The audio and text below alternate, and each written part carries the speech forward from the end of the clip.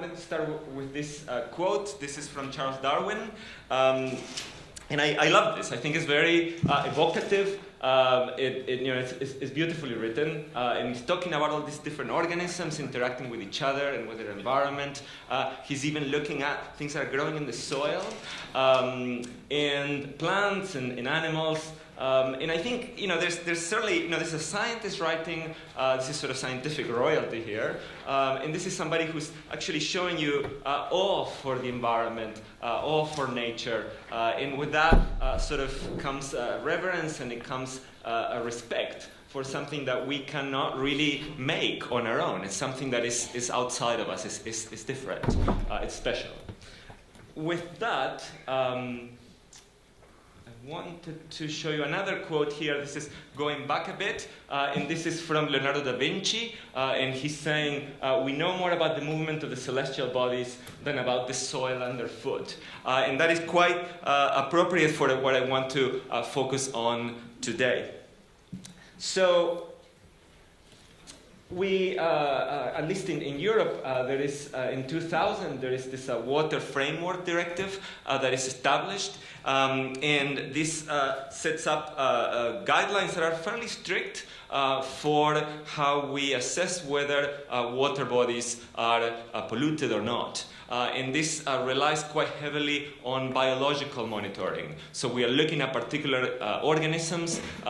We're also looking at chemicals, but it is quite a lot of focus on particularly microinvertebrates. So it is a lot of biological, quantitative and qualitative assessment of how many of these organisms are present, and what sizes their populations are, and where they're present or not. We move forward a bit. And in 2008, we get an air quality framework directive. So this is again coming from the European Union at a very high level. And this is referring mainly to pollutants in the air. And this is a quantitative mainly assessment. And these are things that we need to pay attention to. And this is enforced with more or less success across Europe. Now, if we go a bit forward to 2014, there is quite a long process leading up to trying to establish a soil framework directive. So now we protected the waters, we attempted to protect the waters, we attempt to protect the air. Now let's protect the soil that obviously nourishes us and our crops, and the environments that we live in, including forests. Unfortunately, that proposal fails. This is withdrawn, and this is where we are at. So countries can have their own legislation to protect their soils, but there is no uniform evaluation of this across Europe, even though at the time that they are rejecting this, there is a recognition that there is soil degradation going on, and that this is quite a reason for concern. Okay? So, let me show you this graph here, and this looks complex, but it's not too bad. So in here, you've got some of the main trees in Europe, the forest trees. So you have beech, oak, spruce, oak, Scots pine. And in here, we are going, this is a group of researchers led by Matthew Jonard, and this is published in Global Change Biology, a prestigious, well-regarded journal. And they are looking at, in leaves or in needles, nutrient content. Okay? So this is an assessment of nutritional condition, nutritional status of our trees. Okay? And in black, you have the numbers of trees that are considered to be deficient. So when you compare them to healthy trees, they seem to be suffering. Okay, so in their leaves or in their needles, there is some deficiency, some imbalance in nutrition. Okay? In white, you have those that are considered to be normal, so they seem to be more or less fitting what a healthy tree would have in its leaves or needles. And then you have some trees that have in another kind of imbalance where there is a surplus. So there is too much of some of these minerals in the trees. So, for instance, if you look at beech here, it has a surplus of nitrogen. So most trees that were assessed, they assessed 100 different sites, had a surplus of nitrogen. They are deficient in phosphorus. They have a bit of a surplus, but most of them are okay for sulfur, calcium, magnesium, potassium. Okay, so these are basic essential minerals that trees need to make up their structures, their bodies to grow. Okay? Is that all right? Make sense? Okay. So now I want to sort of shift gears a bit and talk about some of the kind of work that I've been involved with in particular. But keep those things in mind. I'm not going to solve the problems that I was presenting there, but I'm going to try to inform some aspects of them. Okay? And the idea here is to try to link trees, which are quite obvious, quite big organisms, with fungi that are typically sort of out of sight, out of mind organisms, but we are becoming more and more aware that there really are major controls in environments. Okay? I subtitled this Mission Impossible here, and this is because I'm going to be talking about a project that I was essentially told this cannot be done. And even if it could be done, it shouldn't be done. Okay? Closer to the microphone, sorry. So maybe I should be able to hold this. Can I do that? Okay. All right. So, whoa, that's very loud. Are you sure? Okay. So, Mission Impossible. So you cannot see that very well, but I try to put a black box on a black background that didn't work very well.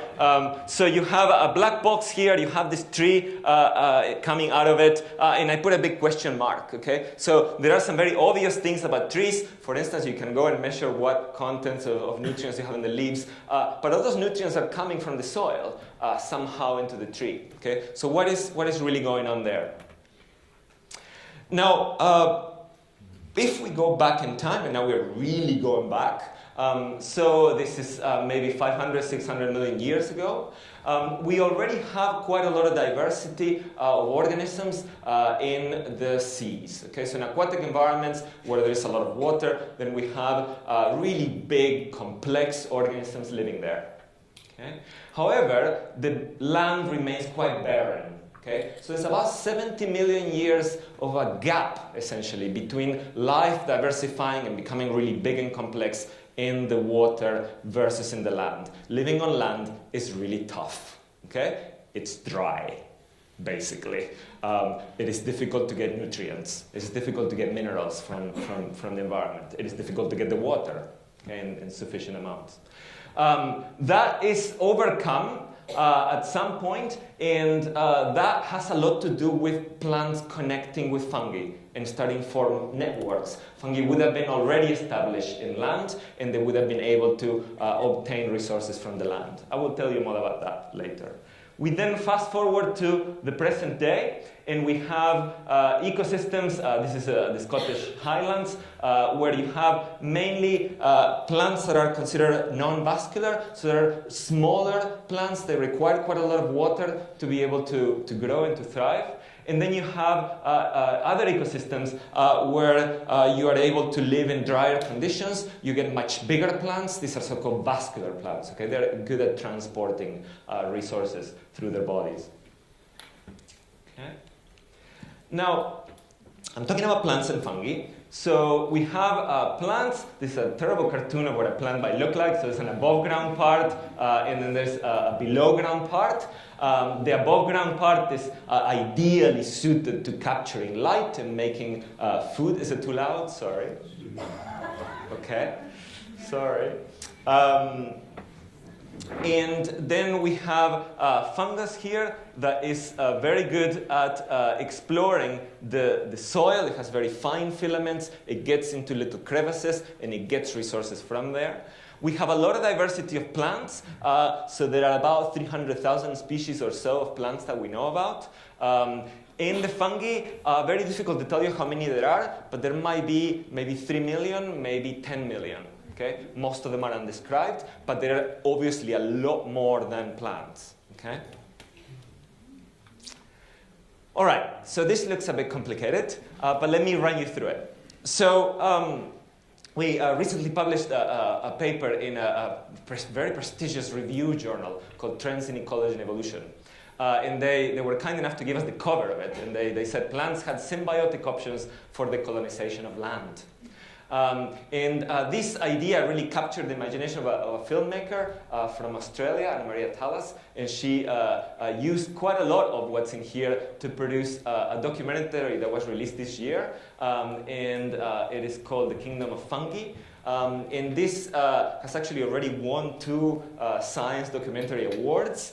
In the last award, it actually beat David Attenborough, which is quite a thing to be able to say. And you can watch that online if you want. So in here you have this so-called phylogeny. So it's an evolutionary tree, essentially. And there's no time machine. We don't know if this is correct. But this is based on the evidence that we have. We think this is probably the best guess. Okay? So in greens are all the lineages of plants. They evolve somewhere here, and then they start to diversify. Okay? So you get lots of lineages here, and then you get in here the different groups of plants, and you probably know some of these: flowering plants, conifers, ferns, and then perhaps less familiar groups here, including things like hornworts, liverworts. Down here we have the green algae. So these are organisms that are living in the water. Okay? So you had to come out of the water here. Okay? And the evidence that we have indicates that coincides with the emergence of engagement, partnership with fungi. Okay? So plants would not be on land if it wasn't for their ability to connect up, to hook up with terrestrial fungi.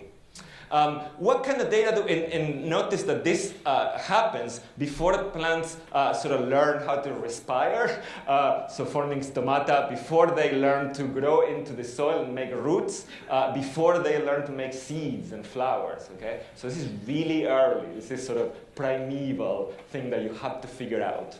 Okay?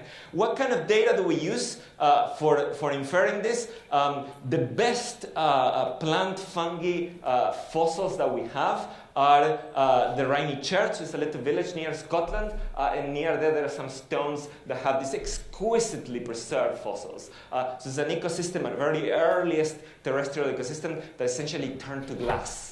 Okay? So there was sort of a hot spring kind of area. The waters went up and they just turned everything into glass. So unusually for fossils, you actually get cells, individual cells that are preserved. Okay? So this is 410 million years old. And you can see individual cells, plant cells, and among those plant cells, you see fungal filaments.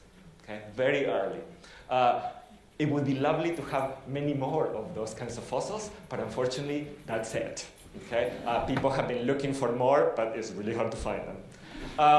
The other kind of data that we have are these living plants. So it's a long way from here, but it's what we've got left. A lot of plants have gone extinct, but these are the ones that thrived to the present. We are mostly familiar with these, but there are various other lineages, so that kind of helps us go back. Sort of the time machine in a way. And if you look at fungal associations in here, most of these plants have these pluses. Okay? So they engage in partnerships with various groups of fungi. Okay? Are we all right with this? Yeah? Okay. So, a soil profile here, you sort of zoom in and you might see something that looks like this. And there are many kinds of soils, but this will be one look. So you have minerals, you have organic matter, and then you have these pores. Okay? And these pores is where all the action is. Okay? And only there is action when there is water in those pores, at least on the surfaces of those pores. If they are dry, nothing is happening. Okay? Organisms cannot move resources around. You cannot really grow. You have to have water lining them. So the thinner you are, the greater advantage you have, because you can get into smaller pores. And the smaller pores are the last ones that dry out. Right? So if you're going to compare what plants can do with what fungi can do, plant roots can make these short extensions of the epidermal cells. They're called root hairs. They're sort of thick and short. Fungi can make networks. They can make very, very thin filaments. And they can get into smaller pores. Okay? So, this is a sort of a crude analogy, but bear with me. So hopefully I don't offend anybody here. So here we have a tree. This is the above ground part. This is good at capturing energy from the sun. This is what we're mostly familiar with.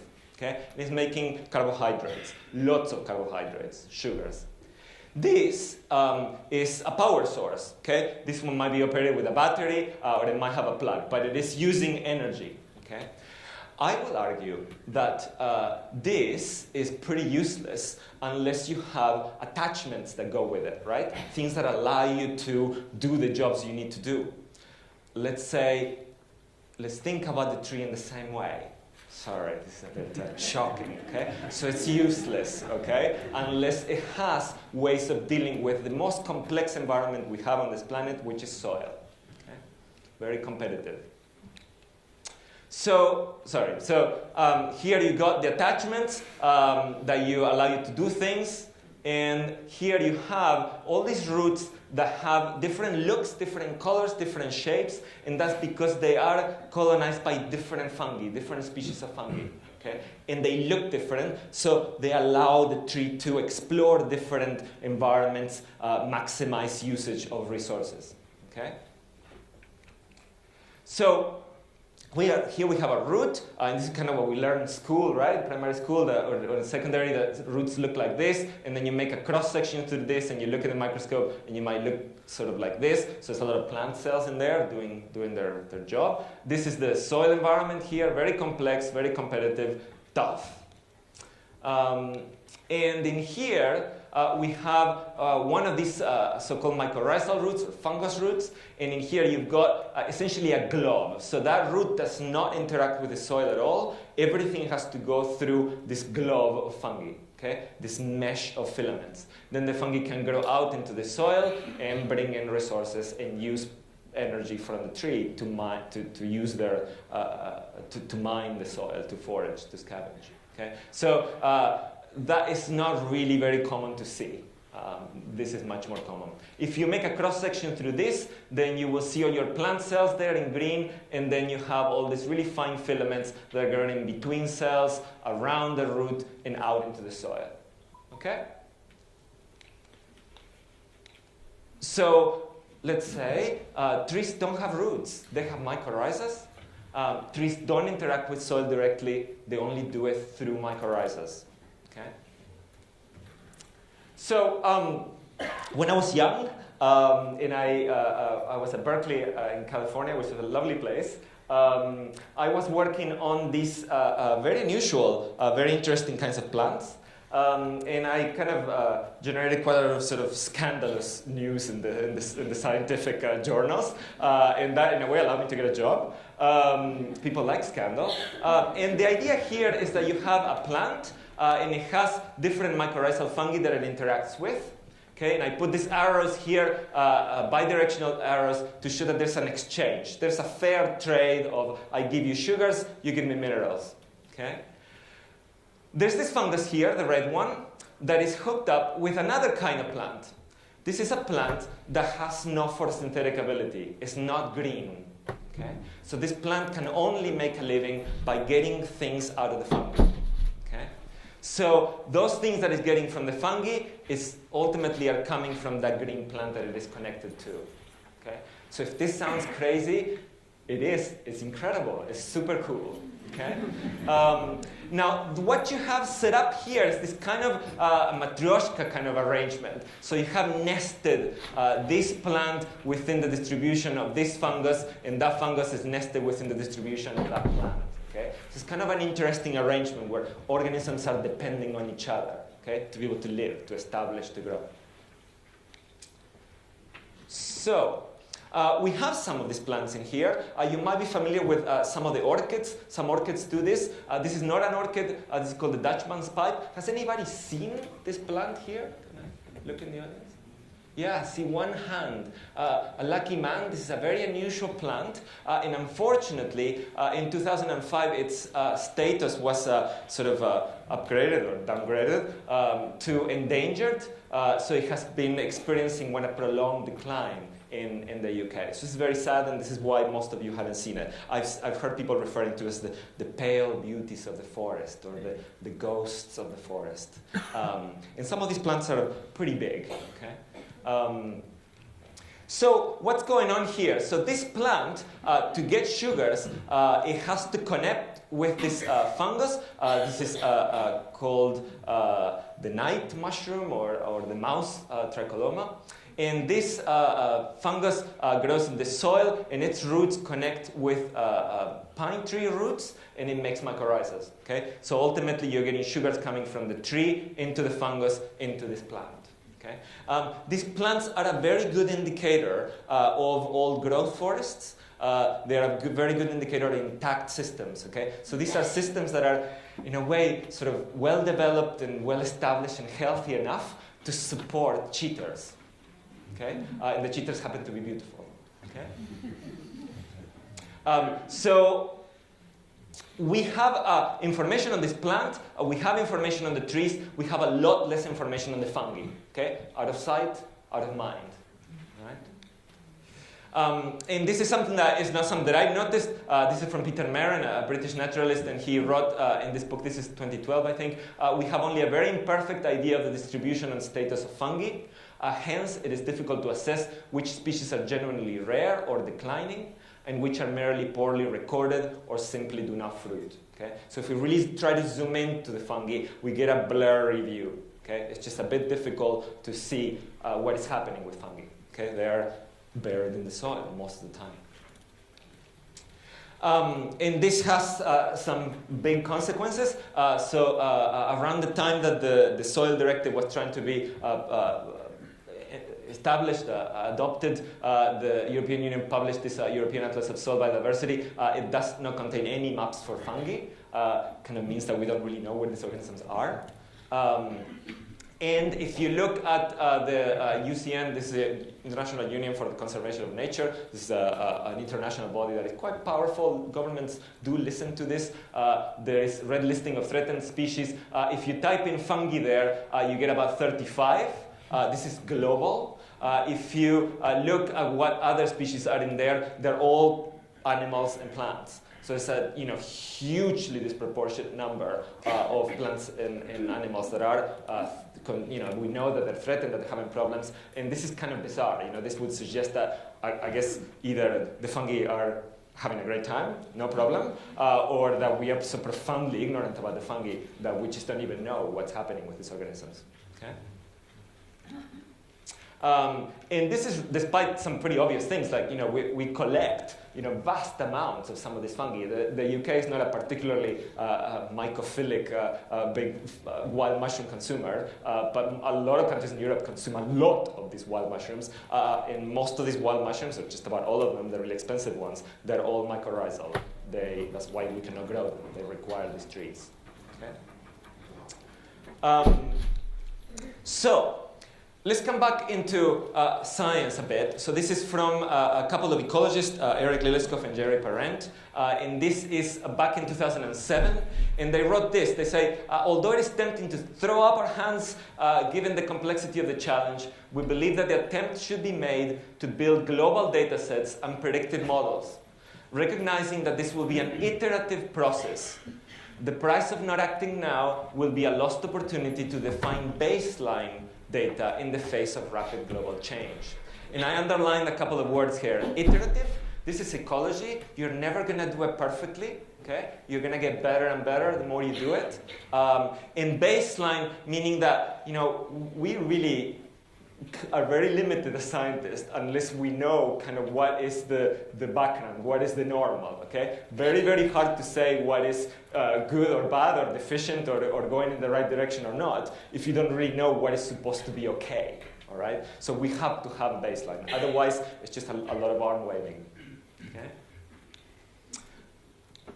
And this is going back to that very first complicated graph that I showed you from that paper. And this is, they say terminal nutrition is deteriorated in Europe, and they talk about alarming trends. So it's not just that they did a snapshot. They had a baseline, and 10 years later they resampled. And you can see that more trees are becoming deficient nutritionally, okay, or unbalanced in their nutrition.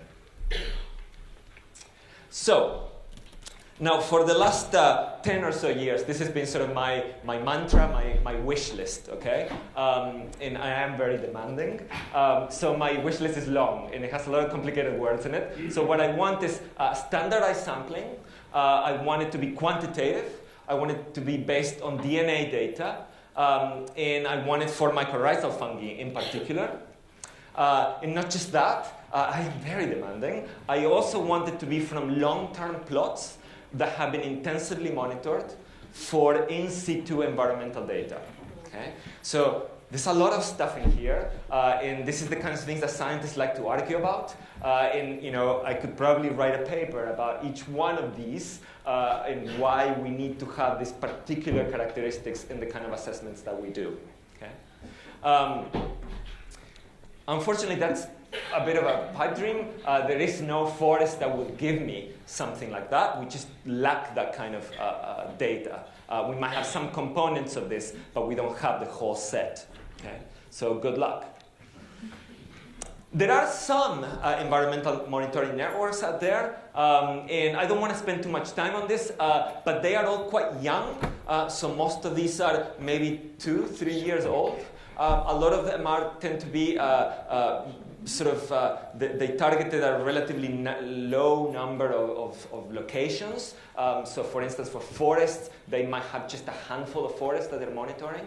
A lot of these are country specific, so it is very difficult to assess long, wide scale trends or observations. They tend to be sort of specific to certain parts of the world. They're not large enough. And some of them are just being set up. So this is just getting going right now. Okay? So there is a promise in here, but if you're impatient and demanding like me, you just don't have this ready to go. There was, however, one exception, and this is called ICP Forests, and this is a network that is set up mainly in Europe. And this is extraordinary. So they have some 500 different forest sites that they monitor. They monitor a ridiculous number of factors in those forests. These are mostly physical and chemical properties, and something like 170 things that they monitor. And they've been doing this for quite a long time. So this was set up around the time of acid rain. So it goes back about 30 or so years. So there you go, the long-term, highly replicated, data-rich kind of data set that I was sort of dreaming for. And that checks some of these items on my list. However, we still have this missing, okay? And this is what I was trying to do. So, why try to do this in Europe? And again, we could talk about this for a long time. There are good scientific reasons for trying to focus in Europe, and we could argue about this. It has the best known fungi. It has relatively low diversity forests, and if you're going to do something at this scale and something very difficult, it's good to start with relatively simpler systems. And it has very, very strong natural gradients. Have big mountains and big cities that give us a really strong anthropogenic gradients for environmental variables as well. And it has very intensive, perhaps the most intensive and extensive forest monitoring on the planet. The trees that we focus on, so about half of Europe is forested, and of that, about 65% or so is made up of Scots pine, beech, Norway spruce, and oaks. This shows the distribution of trees. There are different kinds of mycorrhizal trees, but in Europe, just about all of them form the kind of mycorrhiza that I showed you earlier with that kind of glove look. Okay? So we decided to focus on these for sort of practical reasons. It's also because it kind of makes your results more environmentally relevant. You're going after the most common, abundant, dominant trees. Okay?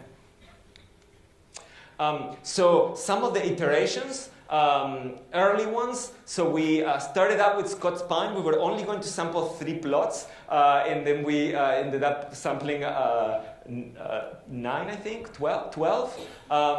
And this was mainly done in the UK to start with, and then we expanded it to Germany.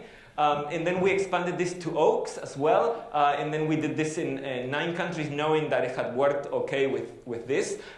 This is a lot of work. So about 34 sites that we visited. We collected a ridiculous number of soil cores, a lot of mycorrhizas. These are individually examined and analyzed. So we're going through these roots one by one and looking at them. And we could, with that kind of data, we could go up to about 16 different environmental factors that we can include in our analysis. Okay? And this is certainly a matter of sort of the more the better, but also the quality matters. Okay?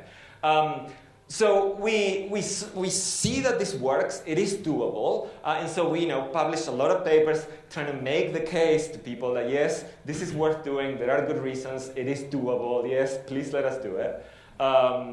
And this is going to be very complicated. Sorry.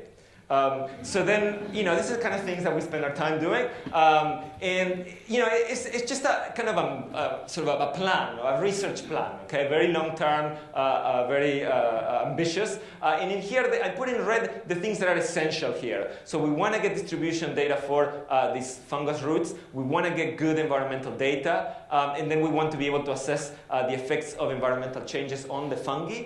And then we want to ultimately try to link that with ecosystem functions with forest conditions, with the kind of things that agencies, governments, scientists like to pay attention to. Okay? So sorry for that complicated stuff.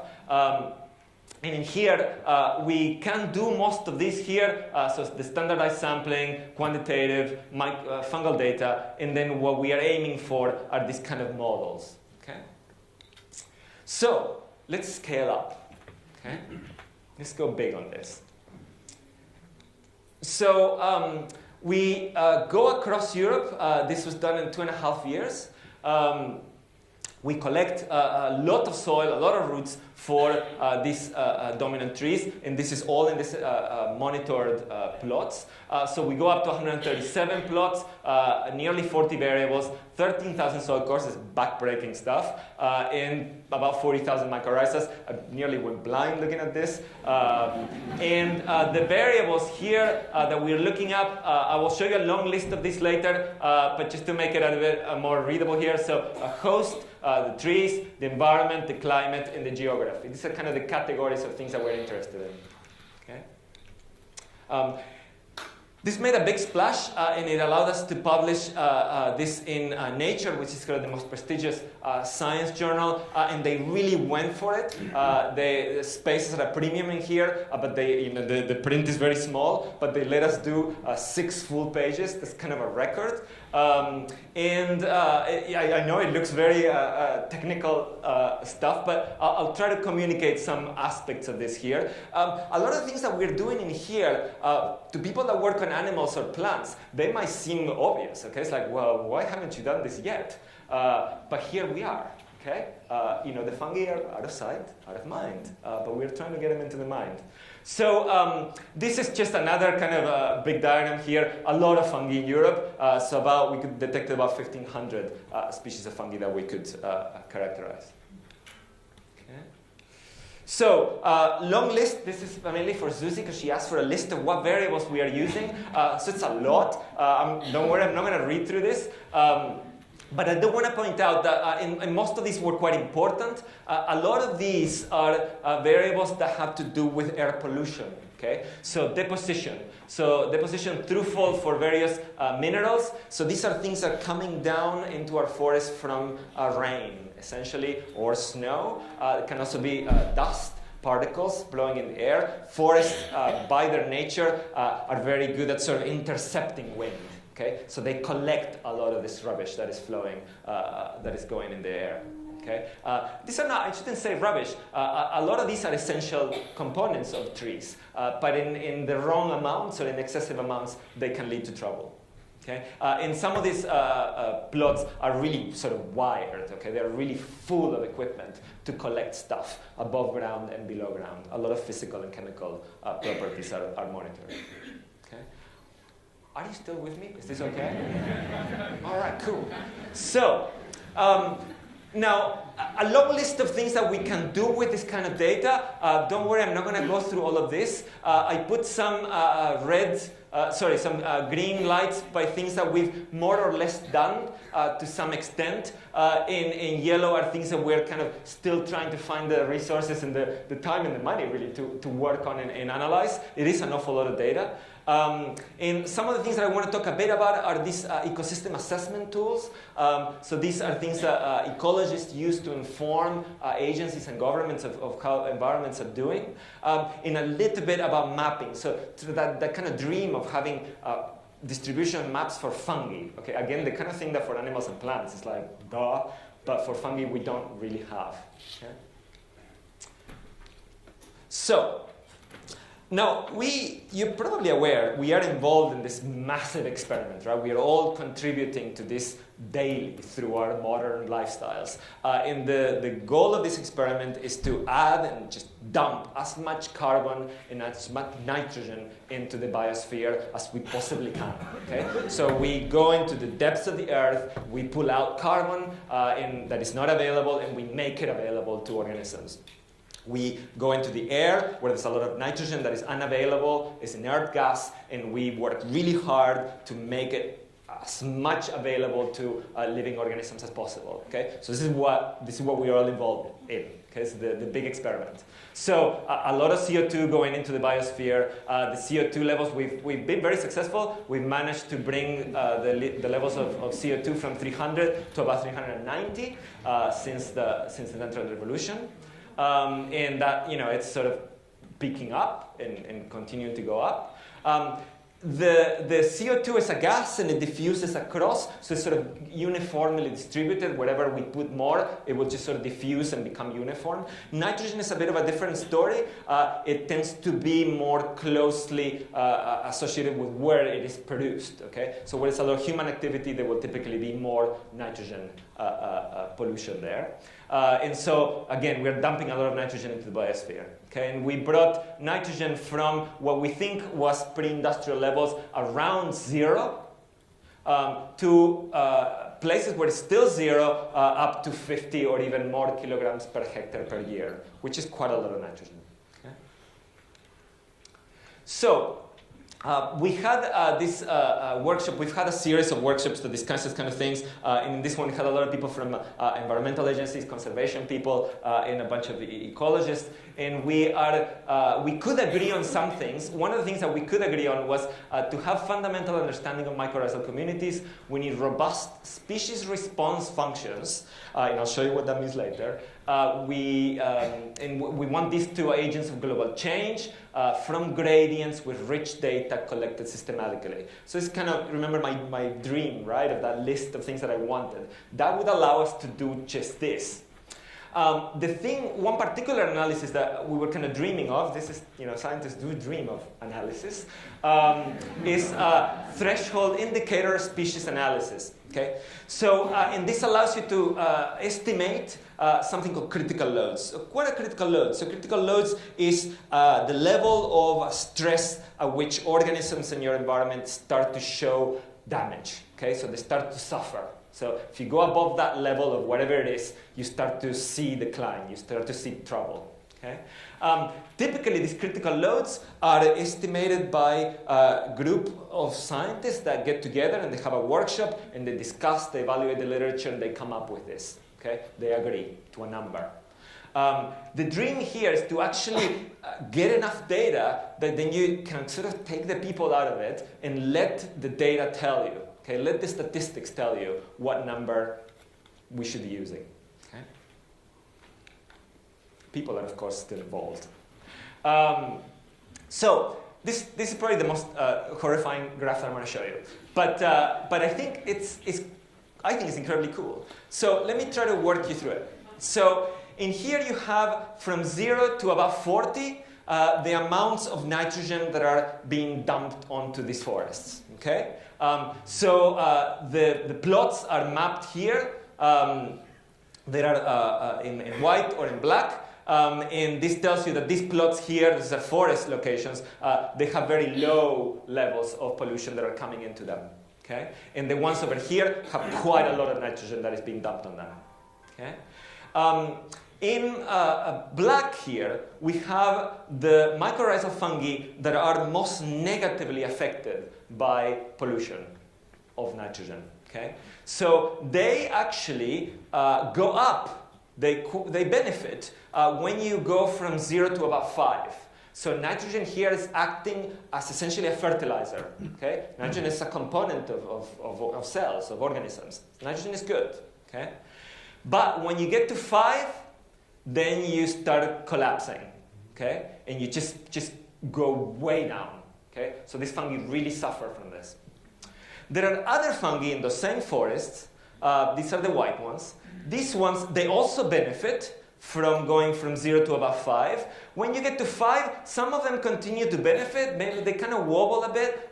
Some of them even go up a bit when you get to about 15 or so. And then they also start to collapse. So when you get to about 15, it's just too much for everybody. Okay? So the positively affected, the negatively affected, they're all starting to suffer. Okay? Are we okay with that? Yeah. Okay? So we think that this 0 to 5% kilograms per hectare per year, that reflects pre-industrial levels. And if we look at the UK, a lot of the deposition of nitrogen has a lot to do with where there's a lot of precipitation coming in. This is blowing in with the wind. And if you map the levels of pollution that we have for nitrogen in Britain, we are from about 15 to about 35. Okay? So we've sort of lost the areas here. Okay? We don't have anything left like that. Okay? So that's a sobering realization. And this has a lot to do with why we would want to retain the ability to sample in other places outside the UK to be able to have a reference, to have a control. And this is a big deal for science. Okay. To go back to my little cheater plants, they're very pretty. So this fungus here are Tracholoma, or the night mushroom. That is somewhere around here. So it is one of the black fungi, and that is very much in the collapse sort of trend zone. And then I guess it is no surprise that then this plant is on its way out as well, okay? Because this plant tracks the distribution of the fungus. Okay? Is that okay? Mm-hmm. Okay. So another complicated graph, but let's work through it. So in here, in black, again, we have the fungi or the mycorrhizal fungi that are most negatively affected by nitrogen. And I am very much focusing on nitrogen here, but we can do this for many other pollutants as well. But I'm just focusing on nitrogen. And there are all their names. A lot of these fungi are, in general, in this mycorrhizal fungi in soil, in forests, they are really only below ground. So it turns out that across Europe, from this data, only maybe half of the fungi make reproductive structures, mushrooms, above ground. All of the others don't make mushrooms, or they make truffles, or they make crusts, or things like that. So when you're looking around at the mushrooms, that gives you a very incomplete view of what fungi you have present in this environment. So here are the fungi that are most negatively affected across Europe. They are mostly associated with conifers. Okay? So there's a little conifers in there, so they're specialized on conifers. They do not associate with any other trees. And they look like this. On this side, you have the white fungi. So these are the ones that tend to benefit more or less until it gets just way too much. But these ones are doing better. So these are sort of winners with medium levels of pollution. And these fungi look like this. Okay? And you can probably tell me, what do they look different? These ones here and those there? Yeah, so these ones are very hairy, okay? So these ones are very good at using a lot of carbon. So this is good for us because they are sucking up carbon from the trees and from the air and pumping it into the soil. We like that. We like sequestration of carbon. These are very good at doing that. They're also very good at mining the soil. They make long filaments. They're really, really good at scavenging for scarce resources. And they do something really extraordinary.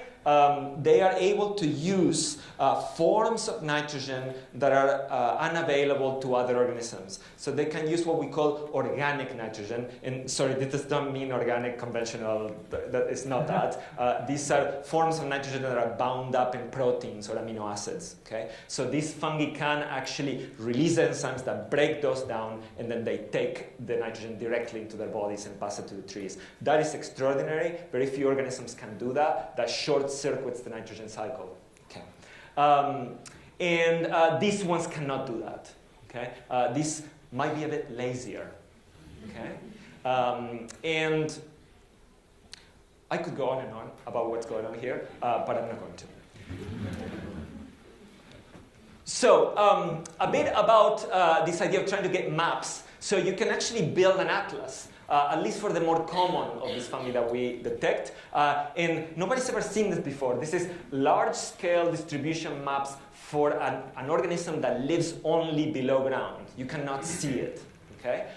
So it is pretty cool. And we are thinking about how to turn this into a kind of biogeography. So we know a lot of the distribution of plants and animals. Do these fungi have their own distributions? Are they doing their own things? Okay? Are they partitioning the environment in different ways? Along with this map of distribution, you can also map sort of what trees they're associated with, whether they're specialists or not, what kind of traits they have, like that nitrogen use, and also what kind of environmental drivers they have. So, do they like hot weather? Do they like dry weather? That kind of thing. Okay? So, again, basic things for plants and animals. With the fungi, we're just starting. So, it is possible to do it. Okay? You can do it. So, so what's next? There's a lot of things that it would be very nice to do. I have my next sort of dream wish list here. So one would be to, now that we have the first kind of baseline ever, would be to then let some time go by and actually see change over time. Okay? Because the change that I'm showing you here is over space. It's across geography. I've not shown you change in this fungi over time. So now we could actually do it. Okay? So that would be new. The other would be, and this is a very attractive thing to people that are thinking about forests, is to try to link these fungi with environmental conditions. We've done this link, but we haven't really linked that to forest condition or forest health or tree health yet. Okay? So that would be kind of the next thing to do.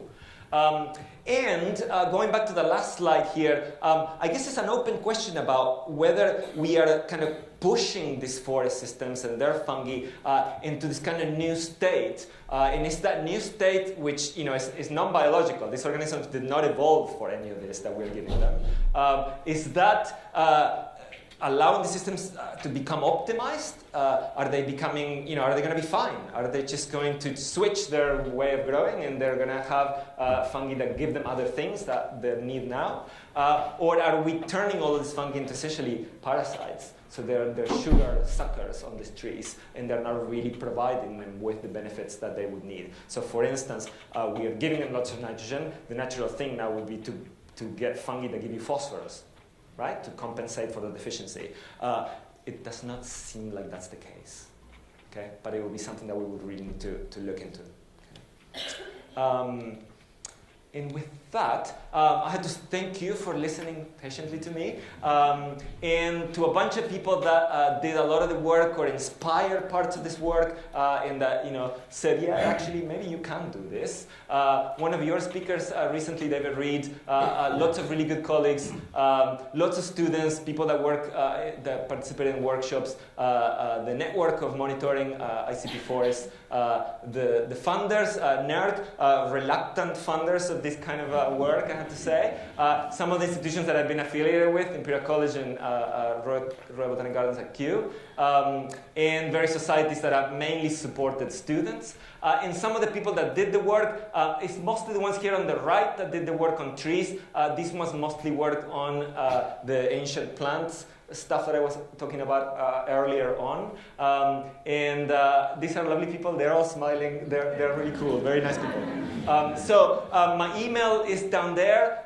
So I guess that's the beauty of email, you don't bother me too much. So, if you wake up in the middle of the night with some nightmare about fungi and trees, you can send me an email and it's fine. I might even reply. So with that, thank you very much. Thank you for listening.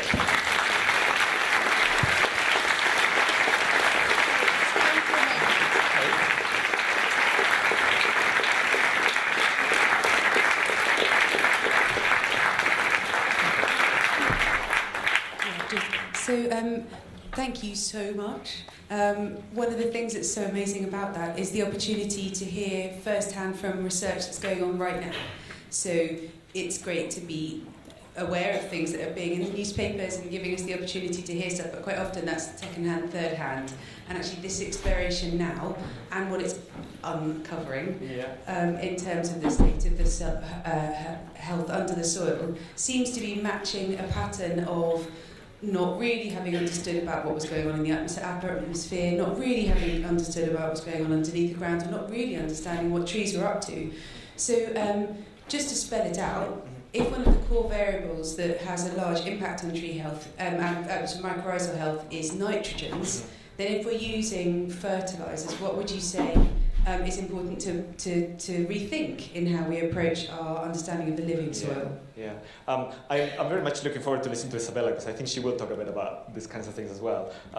I think I have to be honest. I don't work on agricultural systems. I'm very focused on forest systems, and the amounts of nitrogen that I'm talking about here, probably in a lot of agricultural systems, are actually very low. When I say if you go over 5 kilograms per hectare per year, in an agricultural system, that is nothing. Okay? So you really do have to think about what kind of references you are using here. These are different kinds of systems. A lot of the inputs for pollution here are mainly through air. So it's mainly through precipitation. So it is mainly through rain, snow, and it is also particulate, so dust blowing in. So there is pollution that will be coming directly from agricultural systems, but a lot of it, probably most of it, will be from combustion. So it will be from car engines, from power plants, that kind of thing that is generating a lot of the nitrogen that these forests are being exposed to. So the sources are slightly different. So would you say that it's possible to generalize about what you would guess the effect on tree health in European forests would be? Yeah, so we are increasing levels of carbon and we're increasing levels of nitrogen. So at face value, that is a good thing for growth. Right? These are essential components of it. They're the main components. So trees are made up mainly of carbon, and then the second most important component is nitrogen. So the more you give them, the more they'll grow. And to some extent, some of that is going on. So in some places in Europe, you do see increased rates of growth. However, whenever you do that, then people that are familiar with agriculture realize that then the problem becomes what becomes limiting next. And it typically will be phosphorus. It could be potassium, it could be magnesium, it could be calcium. But typically it will be phosphorus, the next thing in the line, essentially, for becoming limiting. Water will be another important mineral that you will become limited by. Okay? So when I was showing at the very beginning these graphs with, in black, they had all these trees that were deficient. And then you also have trees that had a surplus. The ones that have a surplus, they are going to become limited in other components. So it's losing balance. Forcing them to grow, and therefore they don't have enough. Exactly. So they're going to run out of something that the environment is not going to be able to provide them. And most of these forest soils are, these ecosystems, these forest ecosystems evolved, for millions and millions of years and became optimized to very, very low nutrient conditions. Okay, that's what they're designed for. That is why they have all of the roots covered with these gloves of fungi. Okay, that is what the system is meant for, to deal with low nutrient conditions. So now our big experiment is to totally turn that on its head and create a nutrient-rich forest, which is an oxymoron, essentially. a natural forest would never have those kinds of levels of nitrogen. So now we are dumping all the carbon, all the nitrogen on them. We are losing. This is a bit sad, but we are. I made sound forest monitoring as a very powerful and strong thing. Forest monitoring is expensive, so nobody wants to do it. Do they do it anywhere else in the world? No, not at that extent. Not at that extent. None at all.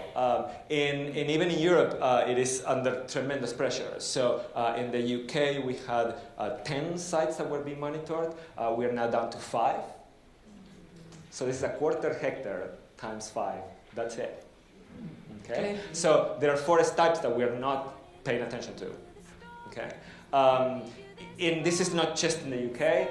In Finland, a very tree-loving and fungus-loving country, monitoring is also being done by half. So they lost half of the plots. They started with 44 or something like that. They come down to half. Some places in Europe, this is even more shocking, Holland. So Holland has the highest levels of nitrogen pollution.